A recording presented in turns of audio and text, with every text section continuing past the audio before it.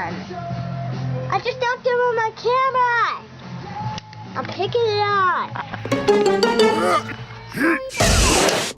Don't let your kids watch it.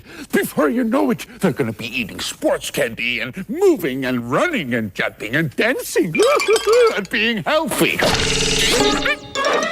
Hi my lovelies, and welcome back to my channel. So in the summertime, I think it was, I made a video about my brain rot as someone who's Gen Z, because everyone's been really getting on, you know, Gen Alpha's case for the stuff they're into lately, and one of the things in that video that became a bit of a running theme was meme YouTube, specifically in the later 2010s. However, you can't really mention meme YouTube without mentioning LazyTown. You guys have no idea, I've been wanting to make a LazyTown video for a hot minute, let's just say. Probably like early 2023. Like, it's been in my notes for so long, but I had no idea what I wanted like my central point of the video to be. And without that, the mere thought of watching 4 seasons worth of a show while trying to take notes of what points I feel would be important to mention just seemed overwhelming. This year it's really a goal of mine to do more TV show like video essays, and with that I always like to have a specific point that I circle back to throughout the video. To make a long story short, it makes the content consuming process a lot less stressful. So on a whim, I brought up LazyTown in that video, not as a topic like that I talked about, but just offhandedly to see if there would be interest in me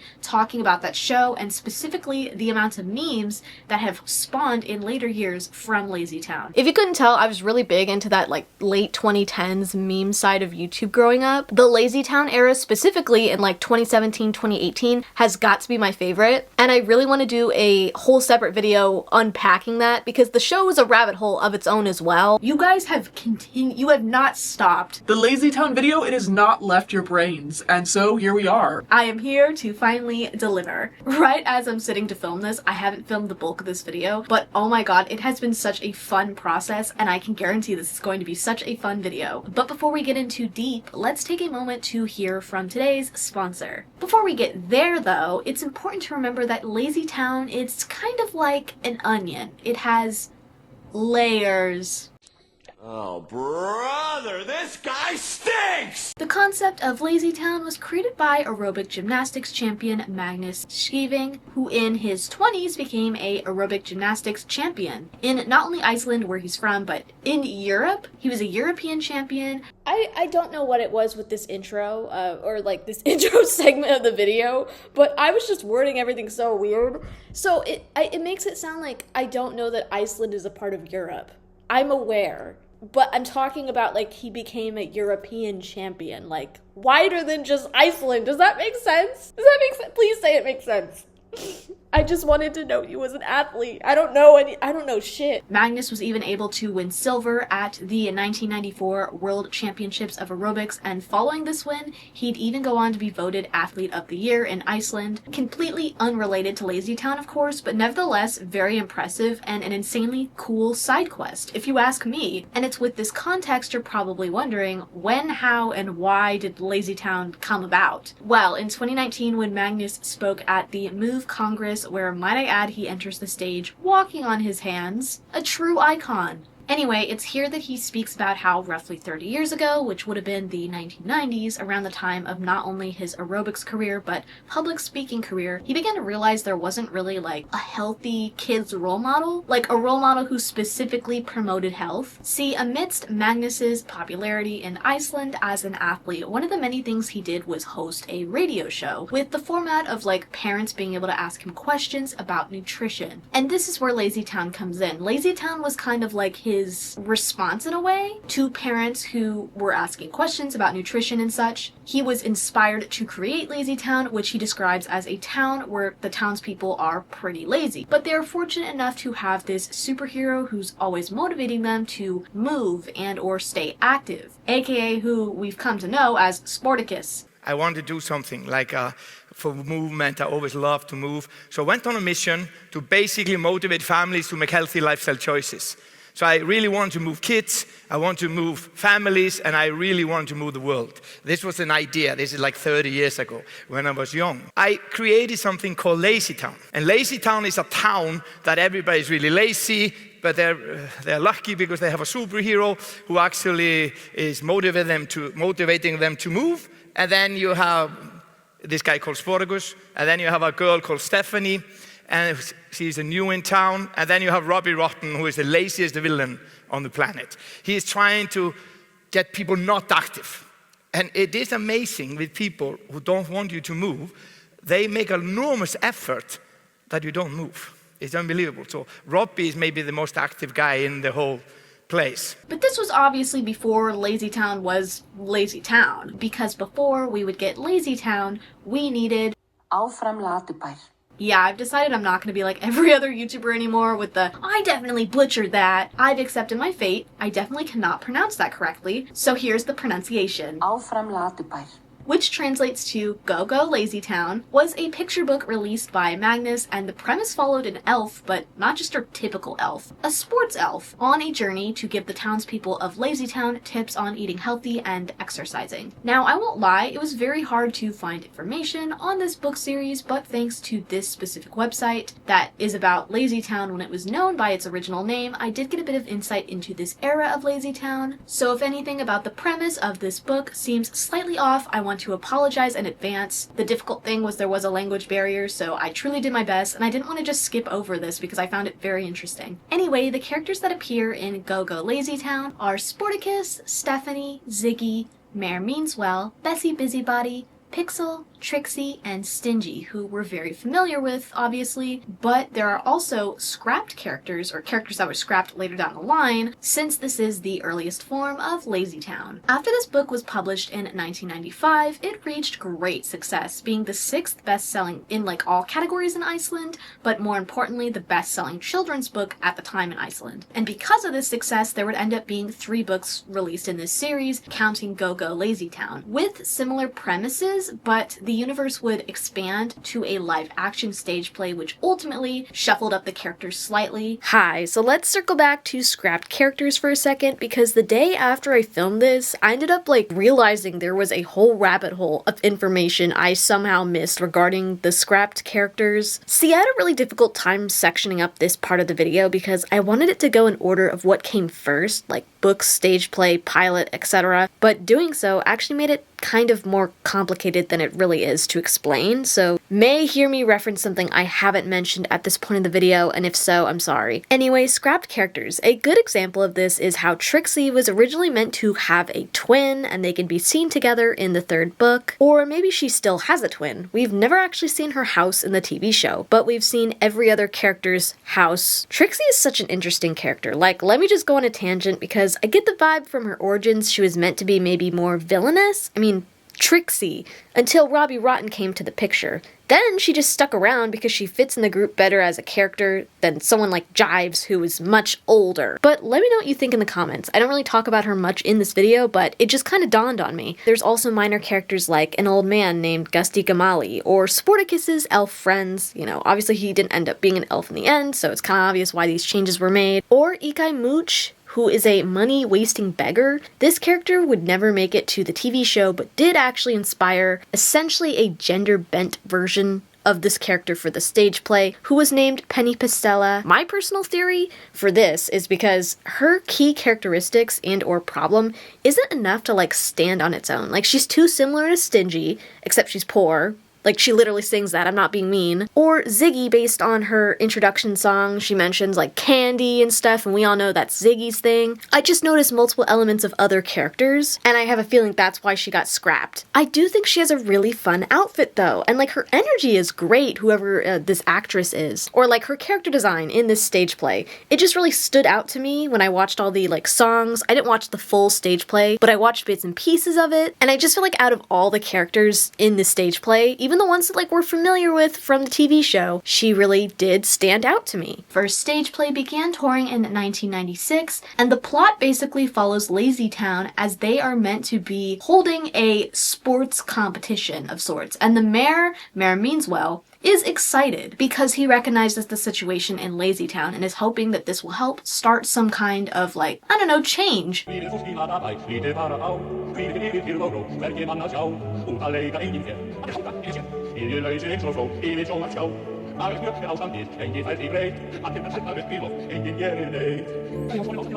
Then, just like the book, Sportacus comes to town and teaches the children how to live a healthier lifestyle. Unlike the show, where the problem is more universal, I fear, each resident has their own problem specific to them in the stage play. Like Stephanie is a clumsy girl who has weak joints due to lack of exercise, yet she still dreams to be a dancer one day.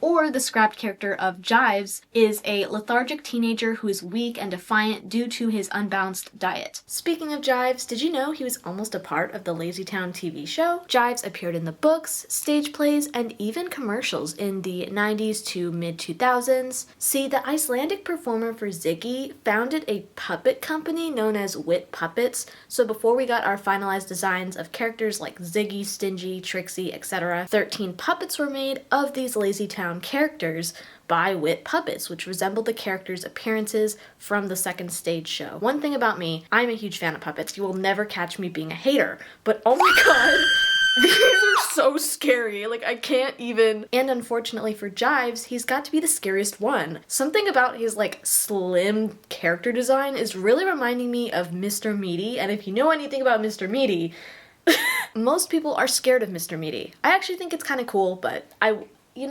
can't stop thinking of that tapeworm. Creepy designs aren't exclusive to these puppets though. I think it was just like a running theme because even the CGI designs that were made in collaboration with another Icelandic company, Krakkabanki. which translates to Children's Bank, are pretty creepy, but Jives just remains the creepiest to me of all. And yeah, let's address the bird in the room. Yeah, there's a bird. His name is Hanyan, I think, and he serves as a narrator of sorts during the second stage play, but ultimately was scrapped from the TV show. But back to Jives. I couldn't find a reason for his departure, but I suspect exactly what I said earlier with maybe his age, playing a role. What I will say is Jives appears in the 2002 blue screen test that was made right before the production began for an actual pilot to pitch to networks, for a TV show. And that was the last we saw of him. But it's also kind of weird because he doesn't do much exactly, like out of the 1 minute and 40 seconds of this, blue screen test, he just pops in at the end. For what reason? I don't know why, because they don't even talk. This blue screen test features Stephanie as a puppet, Sportacus with his blander color scheme for his outfit,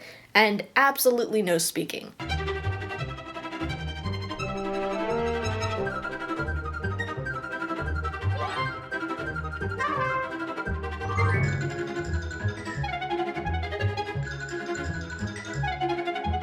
And though with this specific stage show, there were many elements of the original concept that would still be carried over to the Nickelodeon TV show later on, it's actually the second stage play based on the third book that the TV show takes more of its inspiration from. It's a more polished version of what LazyTown would later become, let's just say. In fact, it was this third book, which translates to LazyTown in Trouble, that introduced the infamous villain, Robbie Rotten. The stage play adaptation of this book even translates to Robbie Rotten in LazyTown. And if you're wondering, just like we get to see Magnús playing Sportacus, just like he does in the TV show, this is also where we get to see the iconic Karl Stefánsson playing the character for the first time, Robbie Rotten. And let me just say, we all know he was born for this role. Now, according to Nickelodeon Australia, this was really the turning point for LazyTown. This play really helped LazyTown become a household name of sorts in Iceland. In Iceland, LazyTown became a household name, and the property evolved to include publishing live theatrical performances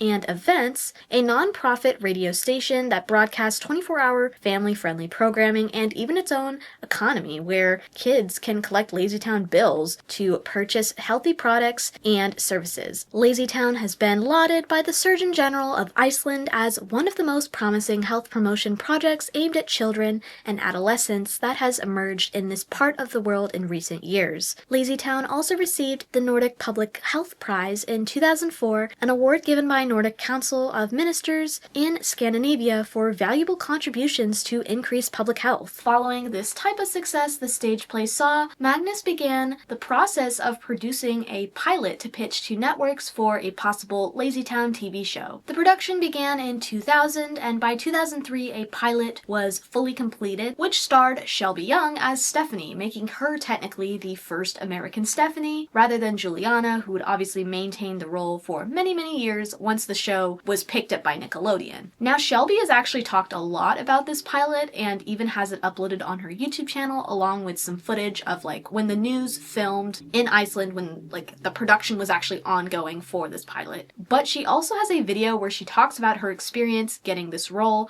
and I definitely recommend you watch it for yourself. It's really interesting. But to summarize, Shelby was 10 years old, living in New York City, I believe at the time. Although she also talks about like being in Florida part-time, so actually maybe I misunderstood that part now that I'm reading it. Point is, she was auditioning for things in New York. Most of what she was auditioning for was either Broadway or Law & Order SVU. However, one day her agent sent her mom this audition for a new kids show pilot called LazyTown. And a pilot, for anyone that's confused, is before a network is actually behind a show and funding it. The pilot episode is essentially it's like a test episode to see if a network sees potential in the show and wants to pick it up and fund it for multiple seasons. And basically, when Shelby went in for this audition to see if she'd be cast for filming in this pilot, the casting director was actually like so blown away because the storyboards that they had of these characters, and obviously they're going off of, since, you know, the show is not a thing yet, and also these storyboards would actually be utilized in the pilot. Anyway, this casting director was just really blown away because Shelby looks exactly like Stephanie in these storyboards. It's very uncanny. I remember I walked into the room with the casting director, and the first thing that happened was the casting director looked up from the storyboard, because they had already had some like animated storyboards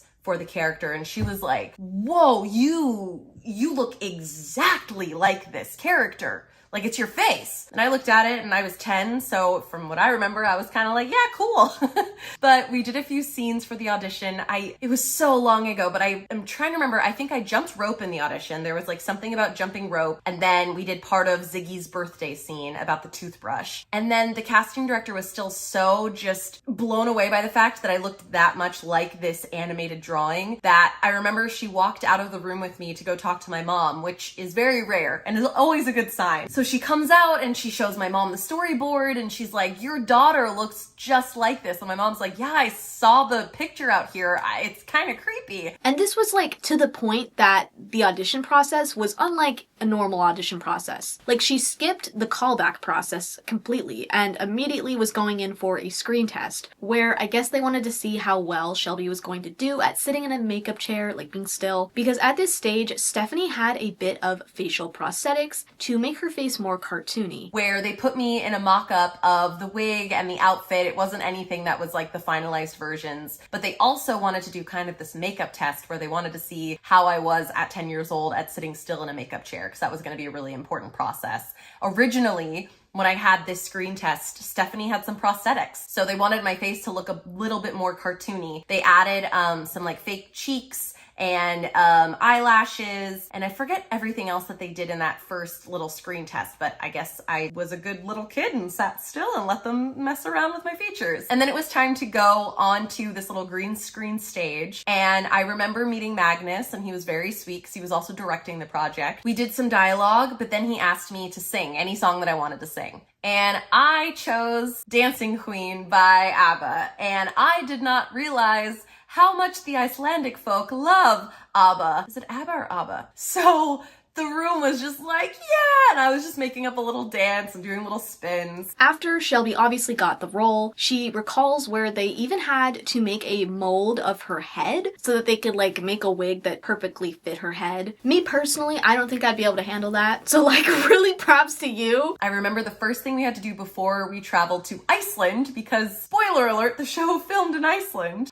is that I needed to get a mold of my head made so that they could make a wig that fit me perfectly and look like my real hair. So I went into this, in my memory it was a basement. I'm sure it wasn't as creepy, but I was a little freaked out. My mom was really freaked out, but I remember I went into this room, this white room. They had to put Vaseline all over my like face and they slicked my hair back and it was so gross and honestly has given me texture issues. Like sometimes when I put on lotion after I wash my face, but they had to do that because then they were going to put plaster all over to make a mold of my head. And the only way I could breathe was they took 2 straws and stuck them up my nose and then this little mouthpiece. And so I just had to keep giving thumbs up or a thumbs down if I couldn't breathe, but I was fine. My mom, I think, was more scared than I was. I heard her just like panicking the whole time and I was like, I'm good, I'm good. And another moment I thought was really cool was when Shelby was actually in Iceland where they were filming the pilot. Yeah, she had to travel to Iceland, which I have to imagine is a very cool experience at 10 years old. But she recalls this moment where specifically in preparing for this trip, she was very excited because it snowed there. And she spent a lot of time in Florida despite her auditioning a ton in New York where there's no snow.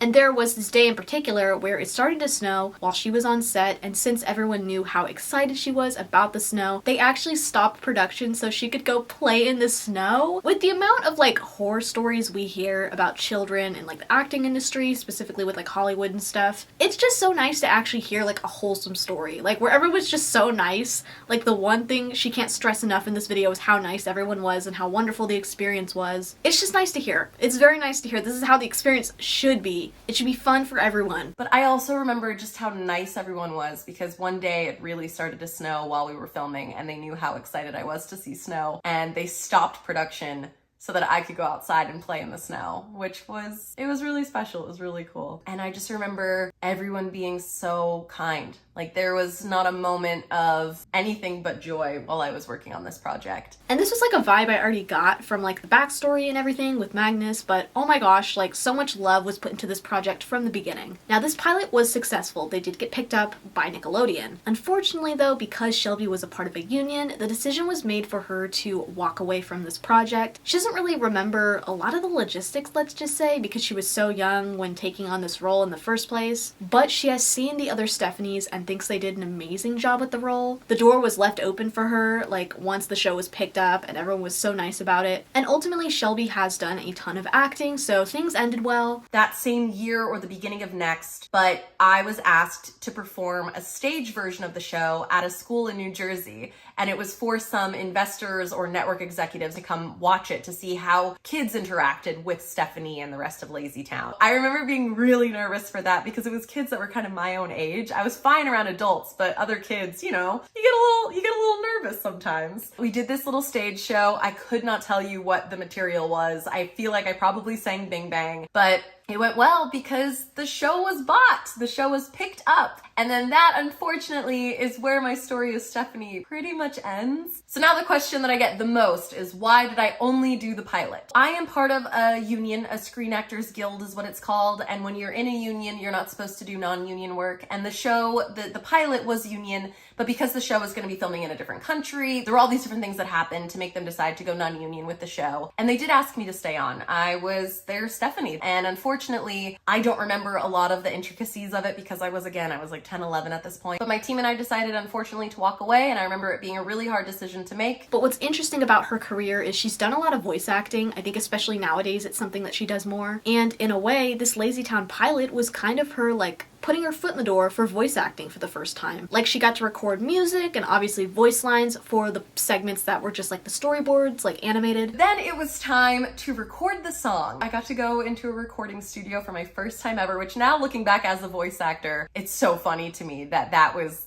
the moment. That was my first big in the booth moment, and it was to record a song as a lead character in a pilot. Like that's pretty cool. It was really cool. So with that context, in a way, she finds herself even more appreciative of this opportunity now that she's older and in like voice acting, like that kind of industry. Now obviously Shelby's talked a lot about this, I did mention that, and I've seen time and time again when she does bring this up, the comments are always like, oh, well you were just in the pilot, like you weren't actually Stephanie, you weren't even in the show, like why do you talk about this so much? And it's like, I'm sorry, if this was me, and I got to go out and do this at 10 years old. I don't think I would shut the fuck up about it either. In fact, I hope she keeps talking about it, because Shelby is essentially, she has these like bragging rights for life. Like, you're just mad it wasn't you. Anyway, now that we've familiarized ourselves with the origins of LazyTown, because this is a LazyTown video, you know, I had to watch the show. Hello. However, like I mentioned earlier, whenever I watch a show for a video like this, I like to have a point. I like to have something specifically to talk about. That's the central point of the video. And for this video, it's the memes. It's the memes! So I was very particular with the episodes I picked out to watch. I did not watch all 4 seasons of LazyTown. I do not have time to do that. I'm so sorry. About 95% of the episodes I did watch for this video were all from season 1, because that's where a lot of the iconic moments came from, with the exception of We Are Number 1, obviously. But yeah, with all that out of the way, let's get into our official episode number 1, aka Welcome to LazyTown. It's the perfect introduction of the show for the 90% of you who haven't watched a full episode in like a decade.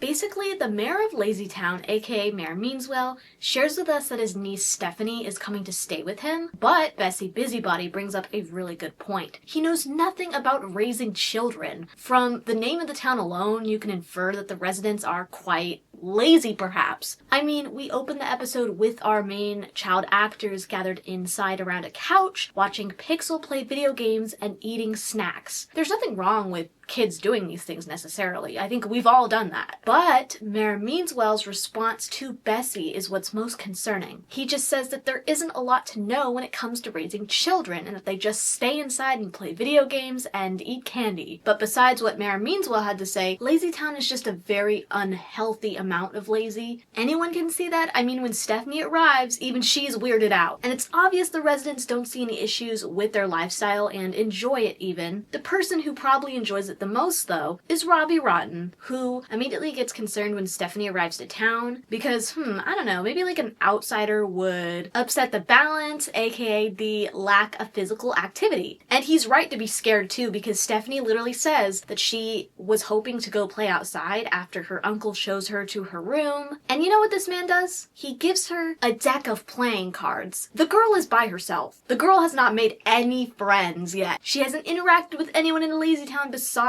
her uncle. So like, what were you expecting her to do with those? He also almost burns down the house because he was baking a cake for her. At your big age, actually, I don't know how old he is, but when you're the mayor of a town, yet you can't even bake a cake without almost burning your house down, I am gonna judge you. I think I have every right to both judge and insult you. Now, Stephanie does end up going outside, but just ends up sitting alone on a bench, not seeing any kids out there to play with. But luckily, Ziggy happens to be walking by, and she was able to ask some questions. He's the first kid she's really seen. And the thing about Ziggy is his only personality trait is candy. And I think because of that, Ziggy was the best character to introduce us and Stephanie to the lifestyle these kids have been living their whole lives. And in this episode, the only reason they decide to actually like venture outside and listen to Stephanie is because when Ziggy takes Stephanie to meet the rest of the kids at Pixel's place, Pixel from the get-go has a bit of a crush on Stephanie. Mind you, the guy has never even kicked a soccer ball. Anyway, they go outside, we get our first song of the show, besides the theme song, aka Have You Ever? And although our characters at this point are just like watching Stephanie, we see Robbie Rotten and he is in shambles over this little musical number. So of course,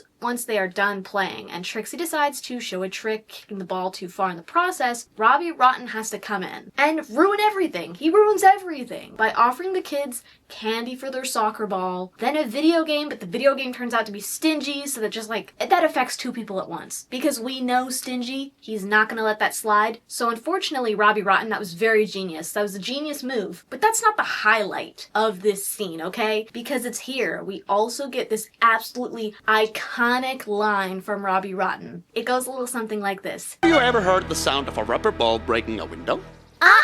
Would you like to? Would you? I can't even do it. Would you like to? Obviously, Stephanie is just a kid. And when you've been conditioned to believe something is the norm for, you know, a long period of time, or in this case, like growing up in a town like LazyTown, it's not going to come easily for you to expand your horizons. Fortunately, Stephanie is the niece of the mayor, but he can only really do so much. The character of Mayor Meansworth, when I watched the stage play, it was so shocking because he actually seemed to realize his town had a problem problem. It was out of his control to solve, and I'm unsure how it fully got like that, but his town had a problem and he knew it. This Mayor Meansworth, he doesn't give any shits. Not until Stephanie gets there at least. And it shouldn't be a child telling you that something is wrong with your town. But I can give him this, he lives up to his name, Mayor Means Well. I think he means well. He does realize her sadness, and he says that he could clean up the town, but brings up a more helpful point to possibly solve her problem. See, Mayor Meansworth, he recalls this story of a hero that came to an island in the north, and though he can't recall this hero's name, he remembers the relevance of specifically the number 9 because it was on his chest. Now, this so-called superhero lived on like this airship thing, and when people wanted to contact him, they'd send him a letter via a tube through the mail. So that's exactly what Stephanie ends up doing. Her uncle finds the tube, she writes a letter, and she hopes for the best. And just by like, if you had no context of the show and didn't know who Sportacus was, just by witnessing Robbie Rotten's reaction to Stephanie, like watching her unplug this tube by the mailbox and sending off her letter, we get the idea that whoever this may be, whoever this hero is a real threat, a force to be reckoned with. And just by watching how Sportacus quite literally springs into action at the sight of new mail, it's so clear that Robbie Rotten had every right to be scared shitless. We also realize the difference in the numbers, which implies that there was actually another hero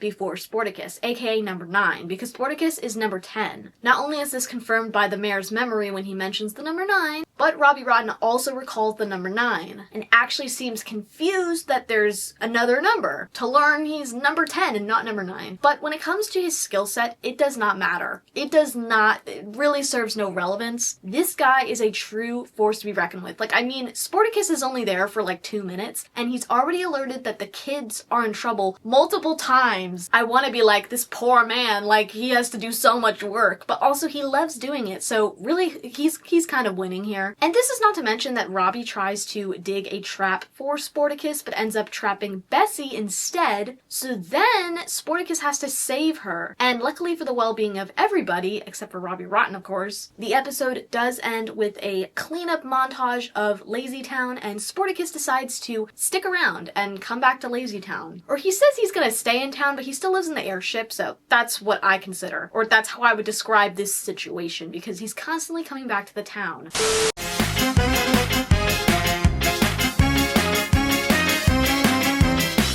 Episode 6 of Season 1 is titled Swiped Sweets, and follows Stephanie and friends as they help the Mayor Meanswell, pick out a gift for Bessie Busybody. The mayor has just so much fear and anxiety surrounding this gift and like what he should get Bessie because of how badly he messed up the previous year. Basically, he pulled a Gwartney where he gave her flowers only for her to be allergic to said flowers, and so she freaked out. Luckily, Bessie did give him a book of ideas this time around of like what he could get her, and it's here where the idea of baking a cake is presented. Though he immediately shuts it down because he's too nervous to bake a cake. I mean, he almost burnt down the house, so I can't really blame him. Like, episode 1 is not helping his case here. If I were there, I'd just be like, okay, yeah, you're not baking the cake. So, Stephanie and friends decide to take on the challenge instead, but quickly Stephanie realizes she's in for a handful because they bake the cake, right? And then Stingy, you know, he's like, oh, well, this cake is mine. No, the fuck it is not. Ziggy then swoops in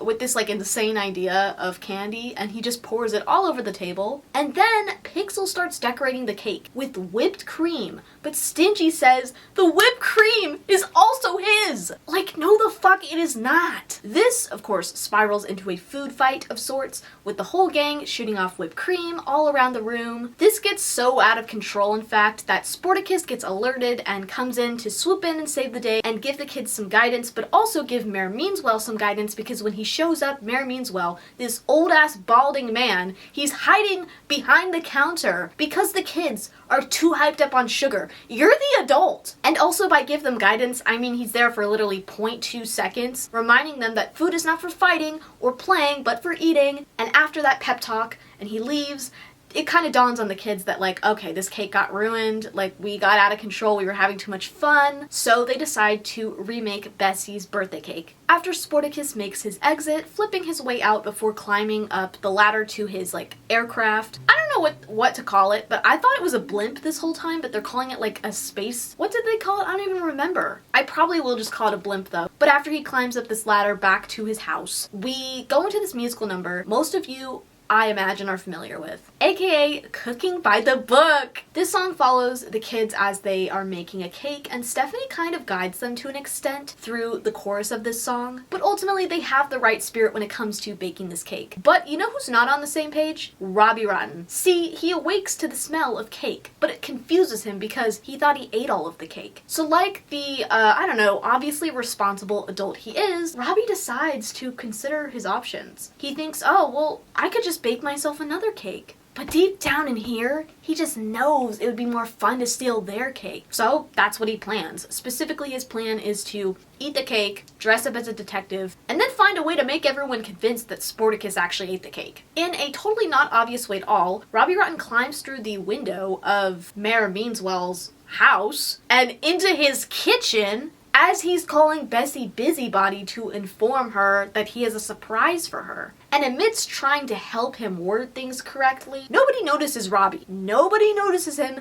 stealing this big-ass cake. And then when Bessie arrives, let's just say it does not go according to plan. After successfully stealing this cake, Robbie then goes to Sportacus's blimp, and he smears this frosting all over the ladder to frame him. Then he purposely shows up to Mayor Meanswell's house, posing as a detective, even though it looks exactly like him. Exactly, like it literally just looks like him in another outfit. Like that's not a proper disguise. But this is the kid show. This is a kid show. I know, I need to calm down. It's not that deep, but it is. Because it's literally him. Anyway, at that same time, Sportacus is getting down from his blimp, using his ladder, and the frosting is on his hands before he can even, like, I don't know, piece together what's going on. Sportacus, throughout this though, is very calm, and he's put together. He's calm, cool, and collective. He's not scared because he knows he didn't eat the cake. Like, he even finds this situation a bit comical because he doesn't even eat frosting. He eats very healthy. This is not like his diet at all. So it's like he's the least obvious person who would eat this cake. Like, if you wanted to trick everyone into thinking someone ate the cake, why did you pick the person who only eats healthy? Like, doesn't make any sense. Thankfully, as Sportacus is on the stand, the kids finally start to, like, get a little bit suspicious of this detective because Robbie isn't really making that much sense. So the kids decide to do some investigating of their own, being suspicious and all, and this is when Stephanie finds the part of the cake that Robbie used to smear frosting on the ladder, and Ziggy finds our detective, aka Robbie, asleep on the hammock. Lollipops everywhere and cake on his face. So the kids get the key to this, like, cage that Sportacus has been put in because they thought he was guilty of eating this cake. They break him out of jail because he's innocent, and then they rebake Bessie a cake, but then they also bake a surprise for Robbie. And now, only now, as he's falling for their trap, do the kids and everyone else put together that this was indeed Robbie Rotten. No, you're lying. It was Robbie Rotten? Anyway, I obviously put this episode in here, or I watched this episode because of Cooking by the Book. Cooking by the Book, huge meme. Or actually, I don't think it's like the biggest Lazy Town meme, but there's that one infamous remix of, like, I think it's a Little John song. Break it down, bitch. Let me see you back it up. Drop that ass down. That motherfucker up. That remix lives in my mind rent-free. Actually, I don't even know what, like, truthfully, I don't know what goes on in that song, like, after the point where it switches to that remix. Like, Little John just plays in my head. Like, I actually don't know what happens.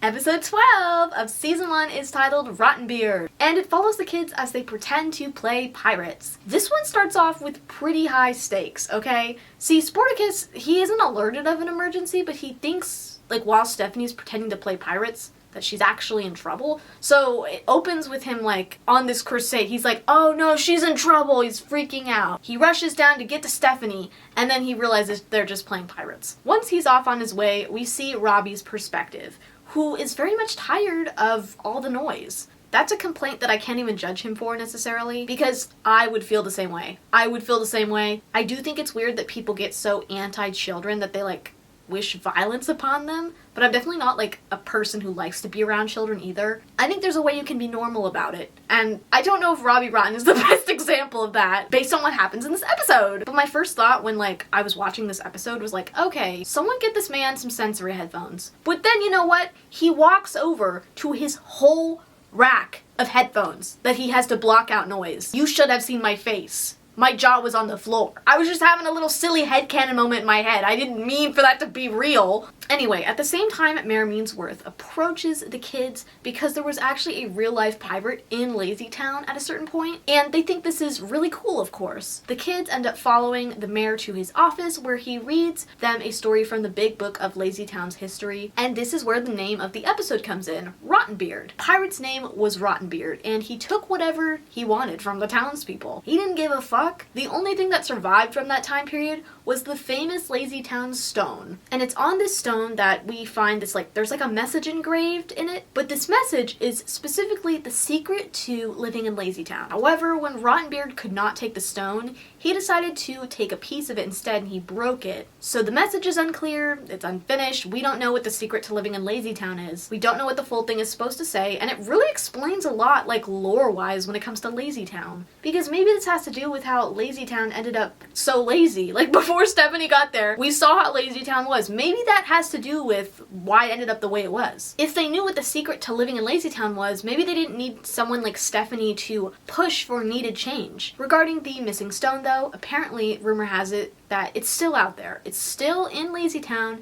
It's buried somewhere in a pirate's treasure chest awaiting to be dug up. But obviously, no one knows where it is to this day. It remains a mystery. Now, right away from this history book, we can see the pirate bears a resemblance to Robbie Rotten. We also see the message, Lazytown should always be. That's the incomplete message. We don't know what the last word is. But Lazytown should always be is a very similar, like, mentality of Lazytown always needing to stay lazy. Like, that could easily be the blank, or that was probably the first thing that Robbie thought of when he was eavesdropping this conversation. So Robbie, who's been listening to this conversation the whole time, gets an idea when the mayor specifically says, if the stone was ever found, they'd have to follow whatever the message said. This is because Robbie realizes if he makes a fake stone, he could finally get his wish of Lazytown being a proper lazy town. Then everyone would have to be lazy because it's what the message says. Robbie even goes a step further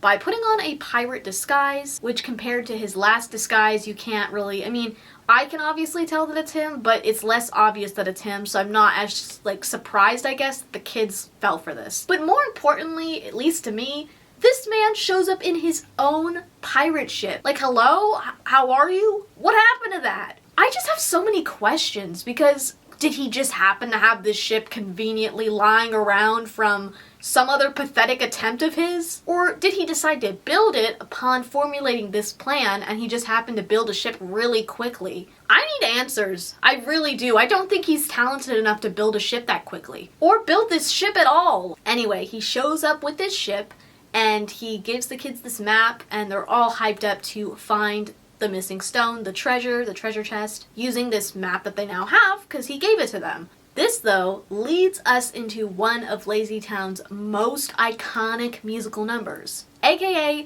You Are a Pirate, which went on to be a meme for several years to come. According to Know Your Meme, on November 13th of 2004, a little over a month after this episode aired for the first time, a user named GreyWolf403 created a site called You Are a Pirate on YTMND, which stands for You Are the Man Now Dog. And from my knowledge, You're the Man Now Dog was a meme sharing site that predates basically every social media that you are familiar with. It's one of those early internet websites, and this site that Grey Wolf made featured cover artwork of Dina Anastasio's children's book called Pirates, set to the Lazytown song, of course. And this right here was technically the first ever instance of this meme in online spaces, but it has a long history. It was ultimately You're the Man Now Dog that kickstarted this meme, with the second instance being 2 years later in May of 2006. This time user, Drunka Euron, created another site with the song accompanied by a photograph of a CD containing a pirated copy of the Microsoft XP operating system. And in the first 8 years of this site being up, the page obtained 76,000 views and 570 upvotes. By today's standards or means, that probably seems like nothing. We have to keep in mind, this was the early internet. There's a lot more examples of this meme early on as it continued to stay relevant in online spaces, but I think learning where it came from and like where it began is more than enough context. See, my disadvantage is I was born in 2005. I know, burn me at the stake, oh no. However, I am really curious, like what specific posts with this meme stood out to those in online spaces at the time, so please let me know in the comments. Do you remember the "You Are a Pirate" meme? Anyway, back to the episode. It's at this point that we hear the iconic "You Are a Pirate" song, and they are following the map to find the treasure. Once they dig up this treasure chest and realize it led them to the stone, that's not really the stone, of course, because remember Robbie Rotten made this replica to trick everybody, Stephanie decides to inform Sporticus of her and her friend's discovery. Then everyone, including Robbie, who's still a pirate, and Mayor Meansworth, gather around the Lazytown stone as the missing piece is put back together by the mayor, and the message is revealed. And just as I assumed, without even we never saw the message, we didn't know what Robbie wanted out of this, until this very moment where we see it says, Lazytown should always be lazy. Now this is supposed to be a sad moment, because Stephanie realizes she won't be able to dance anymore. But a couple things happen. One, Robbie Rotten is way too excited about this. And two, Sporticus can never just follow after someone normally. This man is always leaping and doing flips. This specific scene, I don't know, I laughed so loud. You should have heard me. In hindsight, as I'm thinking about it now, it really wasn't that funny. But the general consensus here between everyone is, well, we found the stone, but something is wrong here. Something's not adding up, something's not right, but there's nothing to prove that necessarily, so everyone is just sort of stuck. The most jarring part of all this is the Lazytown kids, which keep in mind were born and raised here, are bored. Very different from the group we saw in episode 1, who could barely process even stepping outside. Because why would you when you have video games on the TV? Which, speaking of, I wonder where Pixel is. Amidst this feeling of hopelessness though, Stephanie leans on the stone, and it opens this secret cavity of sorts, which is holding another map. This gets the kids so excited because just like everyone thought, they thought something was off, they thought something was wrong about this, but they couldn't prove it until right now, at this very moment, we have another map. It came from the stone itself. The stone is still out there and it needs to be found. Robbie Rotten, however, is not happy about this news. He immediately puts back on his disguise, and it's what will Robbie Rotten do to stop them? He'll tie them to a tree. He ties the children to a tree. The children! I'm sorry, but you have to be at the lowest of lows to think tying a group of children to a tree is worth more than your pride. And no, I don't mean gay pride, but that assumption is actually more relevant than you would think. Sporticus, of course, gets alerted when someone's in trouble, and wastes no time flying through the air to get there, where he lands perfectly on top of this treasure chest, the correct treasure chest, the real one, before Robbie can take off and open it or do whatever he wants to. I don't even know what he wants to do. What is he gonna get out of this? The kids then instruct Sporticus on what to do, how to fight Robbie off based upon the Lazytown history book, which also details a hero putting a stop to Rotten Beard. And the hero I'm gonna assume is number 9. Robbie falls through the hole that the kids dug to get the real treasure chest out of the ground, and when he eventually pops back out, his disguise is ruined, revealing to everyone that he's not actually a pirate, but just Robbie Rotten. Sporticus then unties the children from the tree, takes the real stone out of the chest, and it's finally solved. The message was meant to say Lazytown should always be happy, not lazy. Even though, I can't really blame him. It would make sense for it to say that because it is called Lazytown. Why is it called that though?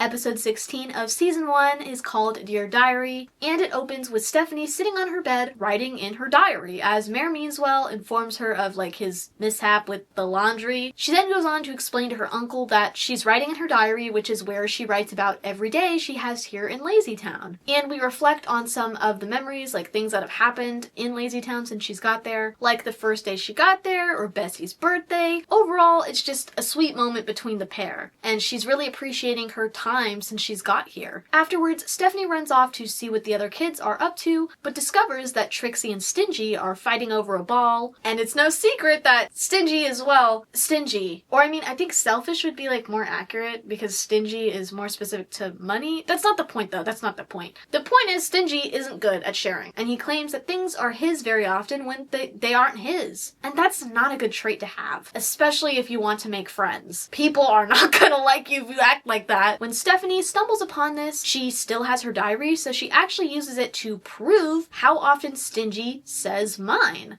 And when Stephanie recalls something in her diary, we get like a playback moment of like that moment happening in real time. So essentially this is like a mini compilation of Stingy saying the word mine. That is until Stephanie says, and I quote, "In fact, you say it so much that you even sing about it," which leads us into the infamous Mine song. Believe it or not, this episode is not, like, this is not a central conflict or issue, but it's where the song originated from, so I still had to talk about it. Instead, this episode actually follows Stephanie as her friends are, like, mad at her and, like, ignore her even for what she believes is no reason. And it really is no reason. But what she doesn't know is that Robbie Rotten wrote a fake note and they all believed it came from her diary because it was on pink paper. And so that's why they're not talking to her. Stephanie had left for a split second to get her boombox so that her and Trixie could do cartwheels while listening to music. But when she came back, Trixie had already fallen for Robbie's plan and went to tell the others about this note. Naturally, Sporticus gets alerted that something is wrong and finds Stephanie sitting all alone by herself. Stephanie explains the situation to Sporticus, how basically everyone is ignoring her and she doesn't even know why. So where should she begin with trying to fix things if she doesn't know what the problem is? So Sporticus, finding that odd, he flips all the way to Pixel's house to talk to the rest of the kids and figure out what's going on. Sporticus brings up some really good points too. Like the reason they believe it's Stephanie is because it's on pink paper, which is funny because her diary is pink. And she wears pink, but the paper is white. And she's shown them her pages of her diary. So why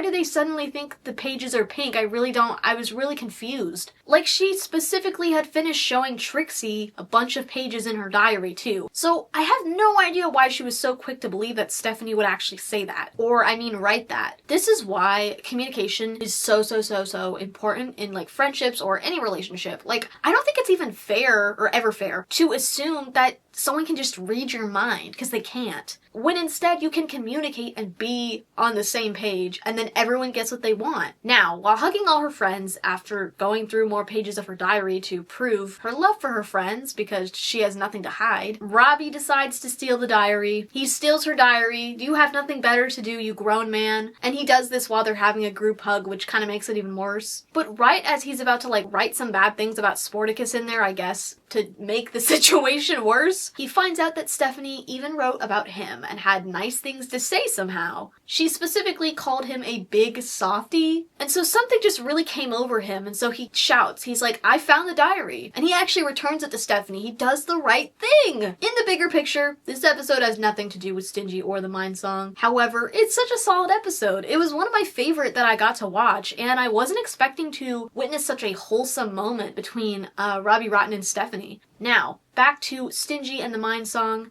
This was a meme that took off around the same time as We Are Number One, which could explain why it seems a little random. Like, now that I've watched the episode, I'm like, this has really no significance. But this song actually originates from the 1996 stage show, which is the second adaptation that came before the 1999 version that made it like a household name of sorts in Iceland. After watching the episode and seeing how the plot has truly nothing to do with this bit, I think it's just like a bit. Like, it's a simple nod to the origins of Lazy Town that was just put in the episode. Watching this original iteration of Stingy and his song was interesting though, because he comes off so much more as like a rich, spoiled kid. In the show, we don't get that vibe at all. At least I don't. To me, he just came off as selfish rather than rich, or maybe even a little spoiled, but I wasn't getting super rich vibes from him because we don't really see his parents, we don't really see his house, we just see him. And the way he says this everything is mine, to me it always came came off as just selfish, like that he would claim that everything was his and that he needed to learn some more about sharing. I mean, he's a kid, so like sharing is a concept that he's still learning. This is what makes the stage play so interesting. To discover for the first time as an American, you get to see how these like characters evolved over time, and like the version we got is essentially their final form. For Stingy specifically, he was once indeed what I assumed. His dad was the wealthiest in Lazytown because he was the owner of, I believe it's a very popular video rental store. Specifically in the song Nenny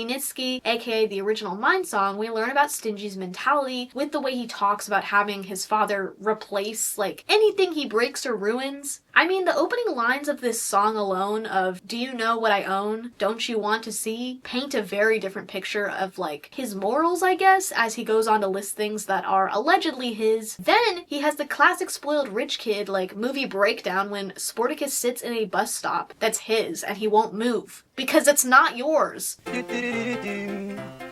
Það má ekki vera í strætóskýlinu. Það má ekki vera í strætóskýlinu. Ég á þetta strætóskýli. Það á engin sérstakur strætóskýli. Þau eru sameign allra. Jú, ég á þetta strætóskýli og það má ekki vera í þig. Ætlarðu að fara úr strætóskýlinu? Ætlarðu að fara úr strætóskýlinu?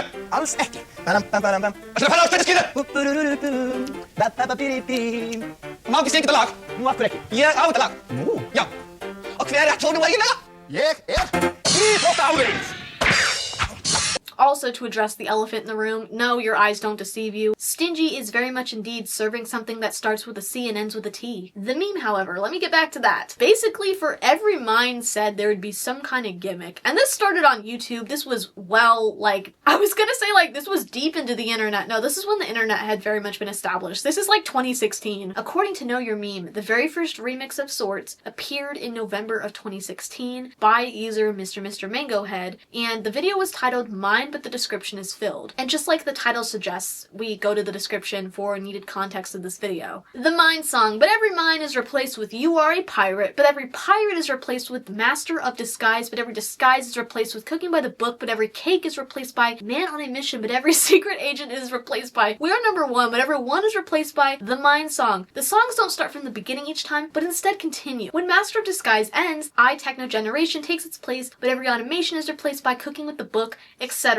But also when a man on a mission ends, the spooky song takes its place, but every you apart from the first you is replaced with we are number one, etc. Finally, when a song ends, it is skipped in the loop apart from Master of Disguise and Man on a Mission. In addition to the last mine of the Mine song is replaced by the whole video from the beginning. If it seems like I missed a song at some points, it means that the trigger word was usually repeated right next to each other. So as you can see, this is where my video from the summer about Gen Z brain rot really comes in, because when I tell you this era of meme YouTube had me in a chokehold, that's like an understatement. People more commonly talk about like MLG or like YouTube poops, and while I've definitely seen both of those, I was never deeply invested enough to know like they were their own category of YouTube content, if that makes sense. Like I never knew YouTube poops were called YouTube poops until people started bringing them up in like nostalgia spaces, and I think that's because I was still so young and I'm just like, oh, this is a funny video. I didn't know it was called anything. However, the Lazytown era of meme YouTube, where the format, there was this formula, okay, of like this, but every word is this instead. That was my YouTube poop, was this era. And some of my favorites I found while revisiting the meme were like the Mine song, but I don't care. We are number one, but Stingy claims everything. The Mine song, but Stingy keeps multiplying and takes over the world. Oh God. The Mine song, but it's in heaven. The Mine song, but everything is Ziggy's. The Mine song, but I really don't know how to explain it. And most importantly of all, the Mine song, but it's fast and gets even faster and louder until it's 2 seconds. Made by yours truly. I may have participated in this meme, but watching this back in 2025, I just couldn't help but think to myself like, damn, I didn't do it justice. Why was I not screaming the lyrics to the Mine song like I did for Danielle Cohn or Lisa and Lena? Stingy, I really let you down, and for that, I sincerely apologize. With a brand new rendition of the Mine song, but it's Lulaloopsey, of course. I look crazy, but I have to film this now. Unfortunately, I said triangular sign. Not triagonal. I'm a fake fan. What was this video for? Also, Twaim's mention. Don't kill me. That's all I'm saying. God, I already took everything off. I'm not filming it again.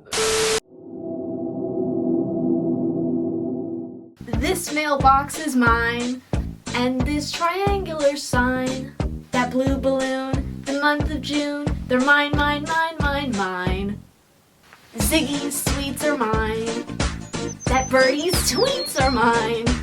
The city, street, both your feet, they're all emphatically mine. It all belongs to me, everything that I see. North, south, east, and west, I caress it, 'cause I possess it. I'm stingy, and it's mine.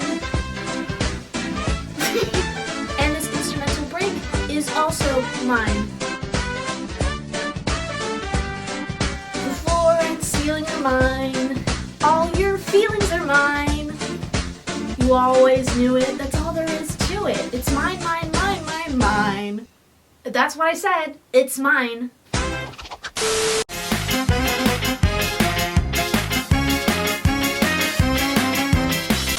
Episode 21 of Season 1, titled Day of Play. It's exactly like what the title states. It's Play Day, the holiday in Lazy Town where you play. Nickelodeon Worldwide Day of Play who? Actually, the Lazy Town kids, they would probably eat the fuck out of that. Now, all the kids play all sorts of fun games like Daredevils, soccer, wild animals, cowboys, etc. They're kind of on a mission to play as much as possible because it's Play Day. And as you can probably already assume, this pisses off Robbie Rotten. To the point that, like, similarly to when he tied the kids to a tree, he lassos them while they're playing cowboys, and then Sportacus has to come in and save them. See, that's the thing about Robbie Rotten, is he plays a character of like, oh, I'm so big and bad, I'm gonna put a stop to this because I'm Robbie Rotten and I'm the villain. But then Sportacus shows up. And all of a sudden, he's nervous. Sportacus makes him nervous. Maybe the month of June isn't Stingy's. Anyway, after that failure, the kids play soccer and they play wild animals, and then this is where he gets fed up again. He's like, oh my gosh,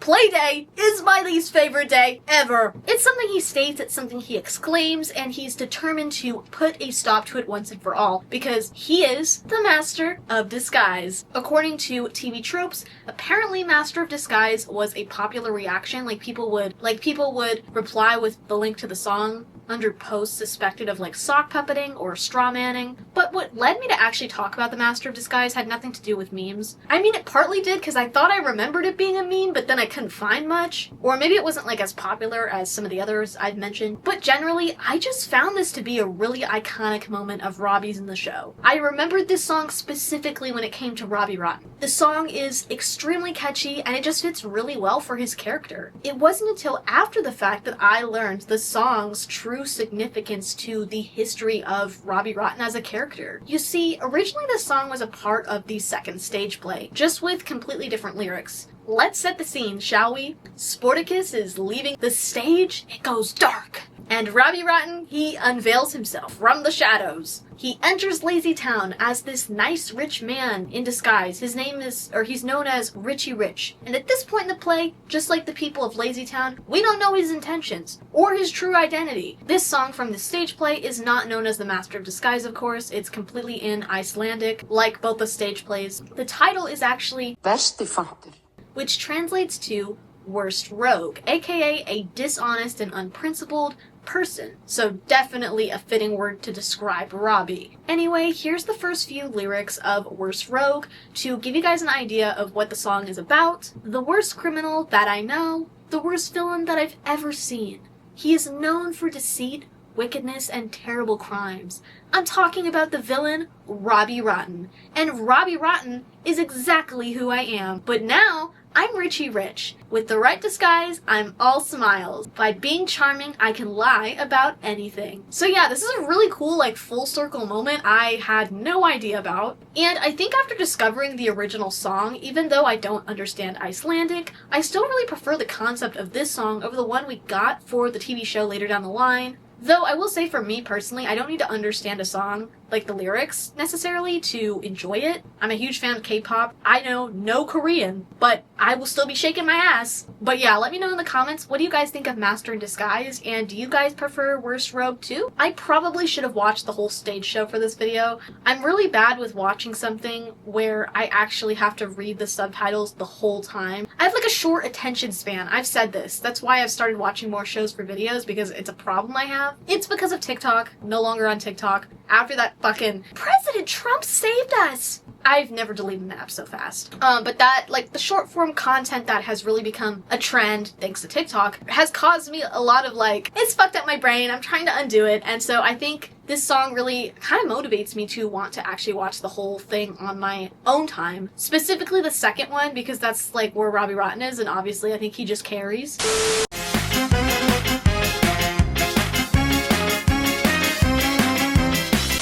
Now, the moment I guarantee you've been waiting for. We are number 1, aka Robbie's Dream Team. This episode begins with Mayor Meanswell on the search for some juicy apples for Bessie Busybody. At the very same moment, Stingy and Stephanie are actually spying on him because they are in the Lazy Town Spy Club, of course. And that means that they can get the mayor whatever he needs. And so they offer this up to him and he lets them help him out. So now they're on a mission for those juicy apples. However, the duo stumbles upon something that I was gonna say they stumble upon something unusual or suspicious, but let's be real. This is expected behavior from Robbie Rotten. See, before the camera even pans to like the mayor and Bessie, Robbie is seen setting a trap for Sporticus. It's an unsuccessful trap, of course, with Sporticus just flipping right over it. And then even saying hi to Robbie, which for some reason like confuses him, but like his hiding spot was super last minute and not planned out whatsoever. So no shit he said hi, he can see you. Anyway, on to the behavior. The kids see him pulling this cage, which we've seen before when like Sporticus is arrested, but he's pulling this cage like a little bit into the tree. I don't know how to explain it. It's probably on the screen. So naturally the kids are like, okay,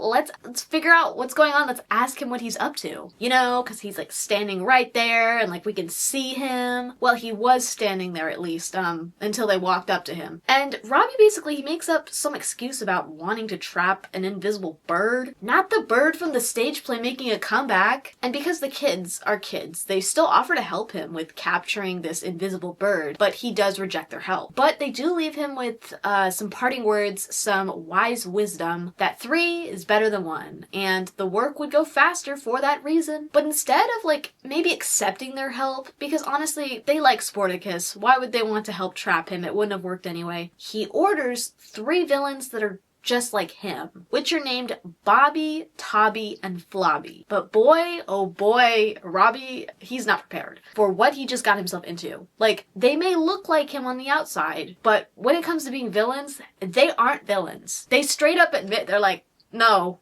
That's because he thought he was like getting real villains, but like they're actually like, it's like when you order a princess for a party for like a little kid, and then like a princess shows up but it's not really the princess, but you act like it's the prince. They're like party villains. Does that even make sense? Point is, they have no skill set whatsoever for anything he wants them to do. So Robbie's just like, okay, well, these 3 have a lot to learn. And this is where we segue into the iconic musical number known as We Are Number 1. When Robbie starts by asking them if they are real villains, to which we learn, technically, nah. The next thing you might be wondering is, have they ever caught a good guy? Like a real superhero? The answer is also no. But most shocking of all, they've never even tried a disguise. With learning this information, Robbie finally sees that he is going to have to teach them to be villains. Firstly, I have to say, when it comes to season 4 compared to watching season 1, I can't lie, I was overstimulated. I think it's because like they changed the actor for Stephanie, and then also like the graphics are just different. Like everything's upgraded from the early 2000s when the first season was made, because this season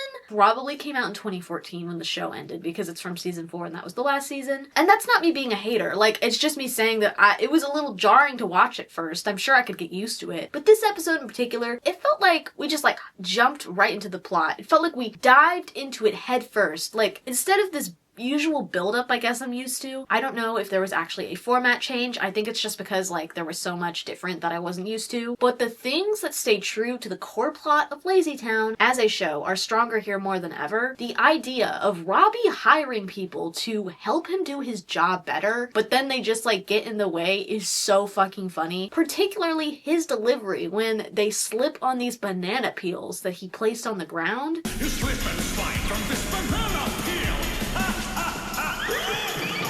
What are you doing? And he's just so fed up with them. It's very adjacent to the first episode, Welcome to LazyTown, when he asks, would you like to? And I think that just further proves to me that at the heart of the show is Robbie Rotten. LazyTown would not be the same without Robbie Rotten. I feel like it's very rare that there is a villain in a show you like often look forward to seeing their antics and doesn't actively annoy you, I guess, with their stupidity. And you don't need to start in the comments with that whole like, it's a villain in a children's TV show. They have to be stupid. They have to fail. They have to save the day. You know, I get it. I'm dressed up as Sportacus. That's not the reason I get it. I get it because I was the kid watching. But even then, like when I was the kid watching, I picked up on that sometimes and would just be thoroughly annoyed. But Robbie is rarely like that. And like even has moments of getting along with the townspeople. I think deep down he's really just a misunderstood guy who would probably benefit from talking to a therapist if we're being honest. About why he feels the way he does and why he so deeply resents Sportacus and the children. But my point is, I think he's a likable character. I love him. I love this meme.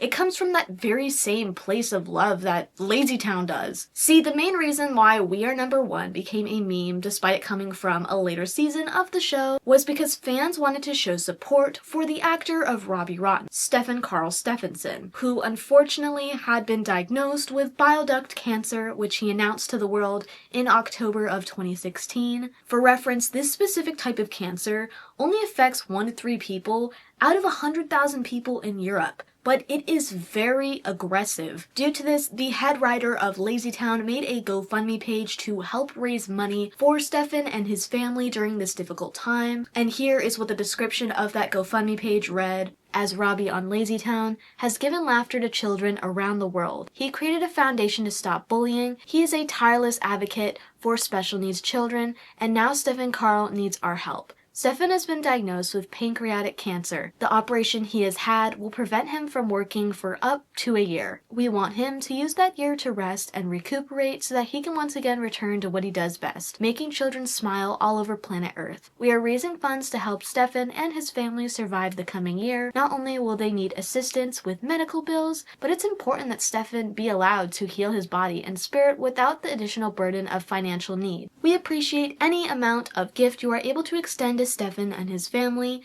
and as he moves from this difficult time toward a full recovery, we ask for your generosity, your prayers, and good wishes. As Robbie Rotten would ask, why are those people making all that noise? Let's answer Robbie with a thunderous noise of gratitude and joy for everything he's given the world of children's entertainment. Help spread the word. And see, this is where fans of LazyTown come in. With the show being such a meme early on, they did what they knew best. Memeing LazyTown to levels we didn't even know were humanly possible through the memes of the Mine song and of course We Are Number One. And this was so successful, in fact, that when the GoFundMe finally stopped taking donations, it had raised $169,000. If you're wondering Stefán's reaction to all this, I have never seen someone so grateful for a meme. Like that same year in 2016, he did a live stream, I believe it was like in December of that year, with his villain clones, which you can watch on Stefán's YouTube channel. It's titled We Are Number One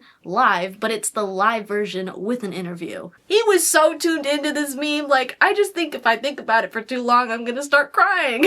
Anyway, in this live stream though, he interviews the producer of the song, and it's actually really interesting. We get to hear some of Robbie's bits that didn't make it into the final cut of the song, but also I just always find like the creative process of anything like really interesting. The following year in 2017, Stefán would undergo surgery to remove cancer metastasis, which briefly put him in remission. When speaking with the Icelandic broadcasting service RUV, he would state the following: "I'm free from the disease, the cancer," he said.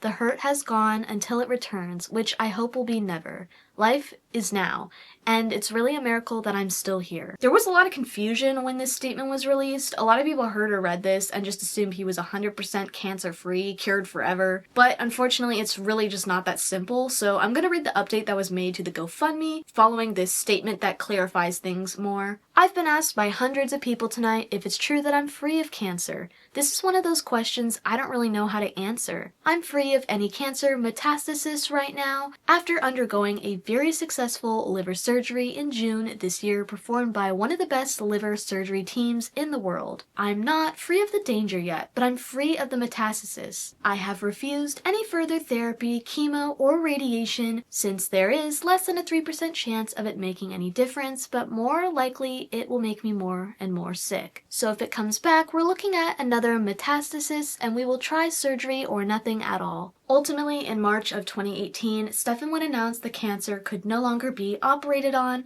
meaning the only option left was chemotherapy to try and hopefully prolong his life. Now, I can't show the tweet itself because following this news, Stefan deleted his Twitter, but via a metroco.uk article, I want to read what Stefan had to say regarding this news on Twitter because I think it still holds so much weight. It's not until they tell you you're going to die soon that you realize how short life is. Time is the most valuable thing in life because it never comes back. And whether you spend it in the arms of a loved one or alone in a prison cell, life is what you make of it. Dream big. In April of 2018, Stefan would stop chemo altogether, and on August 21st of 2018, after battling the cancer for 2 years, Stefan died aged 43. Per his request, there was no funeral, but instead his ashes were spread in secrecy in the ocean. Stefan's friend and manager Cheryl Edison also told expressco.uk about something very exciting that was happening in honor of Stefan, in celebration of Stefan Karl and his contribution to the world of humor and joy, of heartfelt expression that unites us all. The Stefan Karl Academy and Center for the Performing Arts will launch in 2019 in Switzerland in fulfillment of Stefan Karl's wishes. The Academy will be dedicated to training young people in the history and skills of expression across all genres, while the theater will offer audiences an opportunity to become a part of Stefan's legacy through enjoyment. Truthfully, I was really struggling with how I could end this video. I could end this video here, but I really didn't want to end on such a sad and bittersweet moment in the show's history, but I did find something interesting amongst my research. If you are anywhere near nostalgia spaces, you may have noticed the theme of shows being brought back, because despite the lack of content, the interest still remains for a lot of these properties after so many years. Well, a show that I think fits perfectly into this category is most definitely LazyTown. And while we haven't seen anything yet, I did stumble upon something interesting regarding the future of LazyTown in my research. According to this article by the Collider in 2024, it turns out that Magnús actually bought back the rights to his creation. And he's also interested in reviving LazyTown in some capacity. In an interview with an Icelandic news site, Scheving shared the love he still has for the show and believes that LazyTown still has potential despite being pulled off the air for many years. He pointed out that despite the show being shelved, LazyTown's official YouTube channel was able to generate over 5.5 billion views from fans and is still being talked about to this day. LazyTown must be moving. Sometimes we say, let's move the world. Let's move the world. That's what LazyTown should do. I think that LazyTown has a lot to do again, as can be seen from YouTube views and such. It's a hugely popular topic, incredibly. According to Kidscreen.com, LazyTown was sold to Turner and Warner Bros. Discovery back in 2011 for around $19.25 million. While it wasn't disclosed how much the Icelandic CEO paid to get the rights back, he did share his plans for the franchise. One of them was to get the show back on TV. I want to bring him back to TV. I want to put it on 170 countries. I think this will only do good. I've never met anyone who has been harmed by LazyTown. I found this article towards the beginning of researching for this video, when I had yet to watch the show itself again. And my initial thought when I stumbled upon this was excitement, Because similar to a show like Yo Gabba Gabba, which recently got rebooted on Apple TV, I think, LazyTown has that exact potential to stick around for generations. Just like Magnus points out, the YouTube channel is still extremely successful despite the show ending in 2014, and I even relied upon it heavily for consuming the episodes of the show for this video. However, when I thought back to this article, as I got to the We Are Number One section of this video, I could not help but wonder, what is this show if not with Robbie Rotten? What is LazyTown without Robbie Rotten? Looking back at LazyTown, without watching it in years, you just think of Robbie as like the show's villain. But when you rewatch the show and you develop this appreciation for his actor, you really can't think of LazyTown without thinking the impact that Stefán Karl Stefánsson left on the world. So do I hope LazyTown gets rebooted? Partly yes. However, I truly think the format and or characters and such needs to be shuffled around a bit, and I think we need a fresh take on this property. I don't think delivering the same format, unless you're gonna just do reruns, would be beneficial, but with a creative like Magnus, I have no doubt in my mind that he can make that happen. And I think it would even be interesting to see some of these older ideas like possibly repurposed in a reboot. And that could just be because I just dived into like the whole origins of LazyTown and everything, and there's just so much material to go off of, you know? But like Magnus said, despite all the time that's passed, LazyTown has remained relevant. And this video, me making this video, is just further proof that it's still being talked about and that all of you watching still care about LazyTown. But yeah, let me know in the comments, how would you feel about a LazyTown reboot? It really is a bit of a slippery slope, but I can imagine something coming to fruition that would be really cool. Anyway, if you made it this far, thank you so much for watching. This video, oh my god, it felt like such a journey, but it was so fun to make and research. As always, I want to give a big thank you, shout out to my Patreon members. I appreciate you guys so much. Now, as I'm sitting down to film this, I'm a little over 200 subscribers away from 100,000. You aren't gonna believe this. Please. No! Oh my god. Oh my.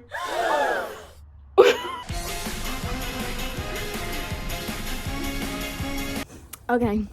Let me calm down. It's been about an hour since I hit 100K, and I just felt like filming a proper, like, it just happened. I have been making videos on YouTube for the past 10 years, and before that I was making YouTube videos. I was talking to a camera. I didn't know what YouTube videos were, but I was doing it. I grew up with YouTube as people were discovering that, okay, this can actually be a job. I've had so many different phases, and no matter what content I was creating, I knew in the back of my head my ultimate goal was to hit 100K and get the silver play button, because that would be the coolest fucking thing to ever happen to me, right? I know, it did happen, so what? It's crazy. I feel like I finally got to build a community on here when I really needed it the most. I was really depressed. I was in community college. I had just graduated high school in 2023, and so I channeled all of my frustrations at the time into this channel, and it really wasn't paying off. It really wasn't going anywhere until I made my Sprout video. And just 2024, that past year,